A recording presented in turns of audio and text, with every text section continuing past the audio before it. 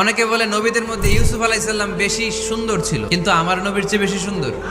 ইউসুফ আলাইহিস সালামের চেহারা দেখে মিশরের মেয়েরা এত সুন্দর নবী ইউসুফ আলাইহিস সালামকে দেখে লেবু কাটতে যে আঙ্গুল কেটে ফেলেছিল। এই কথা যখন আমাদের প্রিয় নবীর স্ত্রী আমাদের আম্মা জান আয়েশা রাদিয়াল্লাহু তাআলা আনহা শুনলেন, উনি বললেন, ও মিশরের নারীরা, তোমরা ইউসুফ নবীর চেহারা দেখে লেবু কাটতে যে আঙ্গুল কেটেছো, তোমরা যদি আমার স্বামী আমার নবী প্রিয় নবীর চেহারা দেখতা, তাহলে লেবু কাটতে যে আঙ্গুল নয়, কলিজাটা কেটে খান খান করে দিতা।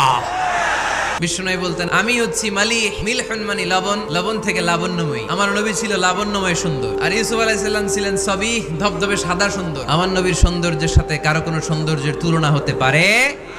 বিষ্ণু ইসলাম বলেন, গোটা বিশ্বের মানুষকে আল্লাহ দুই ভাগ করলেন, এক ভাগ জান্নাতি, এক ভাগ জাহান্নামী। আমারে জান্নাতীদের মধ্যে ফেললেন। কুরাইশ বংশে অনেক খানদান আছে, আমারে হাশিমি খানদানে ফেললেন। হাশিমি খানদানে অনেক পরিবার আছে, আমারে শ্রেষ্ঠ পরিবারে ফেললেন। যে কোনো ক্রাইটেরিয়ায় হোক, মানদণ্ডে হোক, গোটা বিশ্বের মধ্যে আমি সেরা। চিল্লায় বলেন ঠিক কিনা?